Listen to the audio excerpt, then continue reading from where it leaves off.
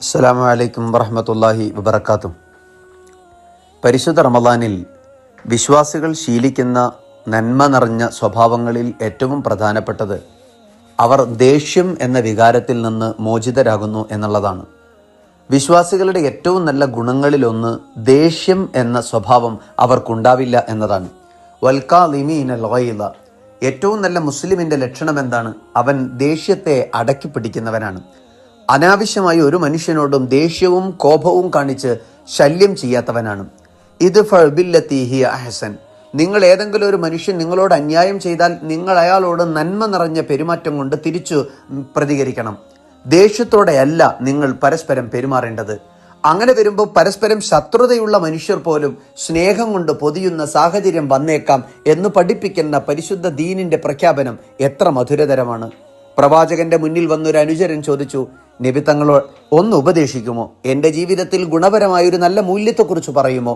പ്രവാചകർ തങ്ങൾ പറഞ്ഞു, നീ ദേഷ്യം പിടിക്കരുതടാ. വീണ്ടും ചോദിച്ചു, നബിയെ ഒരു നല്ല ഉപദേശം കൂടി പറയുമോ? അപ്പോഴും പ്രവാചകൻ പറഞ്ഞു, ലാ തഗ്ളബ്, നീ ദേഷ്യം പിടിക്കരുത്. ആവർത്തിച്ചു പ്രവാചകൻ ആ സ്നേഹിതനോട് പറഞ്ഞു, ദേഷ്യം പിടിക്കരുത്. കാരണം ദേഷ്യം എന്നത് ഒരു പിടി തിന്മകളുടെ തുടക്കമാണ്. അരുതാത്ത പല പ്രവൃത്തികളും അവനിൽ കൊണ്ടുവരുന്നതിന് കാരണമാകുന്ന ഹേതുവാകുന്ന തിന്മയാണ് ദേഷ്യമെന്ന് പറയുന്നത്. അതുകൊണ്ടാണ് നിങ്ങളിൽ ഒരു നല്ല മൽപ്പിടുത്തക്കാരൻ ഒരു മൽപ്പിടുത്തത്തിൽ മറ്റൊരാളെ തോൽപ്പിക്കുന്നവനല്ല. നേരെ മറിച്ച് മനില്ലദി യംലികു നഫ്സഹു ഇൻദൽ ഗളബ്, ദേഷ്യം വരുന്ന സമയത്ത് സ്വന്തം മനസ്സിനെ പിടിച്ചു കെട്ടിയിടുന്നവനാണ്, നിയന്ത്രിക്കുന്നവനാണ് യഥാർത്ഥ ബലവാൻ, ശക്തൻ എന്ന് നബിയുനാ റസൂലുള്ളാഹി സ്വല്ലല്ലാഹു അലൈഹി വസല്ലം. അതുകൊണ്ട് മനുഷ്യരെ സംബന്ധിച്ചിടത്തോളം തിന്മ നിറഞ്ഞ ദേഷ്യമെന്ന വികാരത്തിൽ നിന്ന് രക്ഷപ്പെടാൻ നിരന്തരം പരിശ്രമിച്ചുകൊണ്ടേയിരിക്കണം. ഒരു മനുഷ്യൻ ദേഷ്യപ്പെടുന്നൊരു സാഹചര്യം വന്നാൽ അദ്ദേഹം ചിന്തിക്കണമത്രേ, ഞാൻ ദേഷ്യം പ്രകടിപ്പിക്കുന്നത് അള്ളാഹുവിൻ്റെ ഒരു സൃഷ്ടിയോടാണ്. ഞാൻ അവരോട് ദേഷ്യം പ്രകടിപ്പിക്കുമ്പോൾ പ്രപഞ്ചനാഥനായ അള്ളാഹുവിന് അതിൻ്റെ ഇരട്ടിയിൽ ഇരട്ടി എന്നോട് ദേഷ്യം പ്രകടിപ്പിക്കാനുള്ള ശക്തിയുണ്ട്, കരുത്തുണ്ട്. അള്ളാഹു എങ്ങാനും എന്നോട് ദേഷ്യം ഒരണുവിട കാണിച്ചാൽ ഞാൻ നിഷ്പ്രഭമായി പോകും.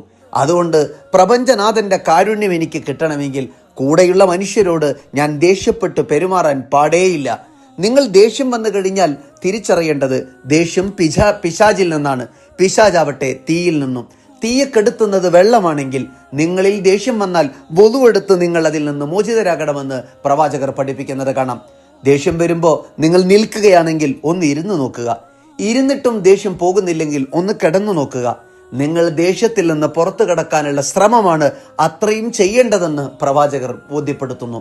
അള്ളാഹു അനുഗ്രഹിക്കുമാറാവട്ടെ. അസ്സലാമു അലൈക്കും വറഹ്മത്തുള്ളാഹി.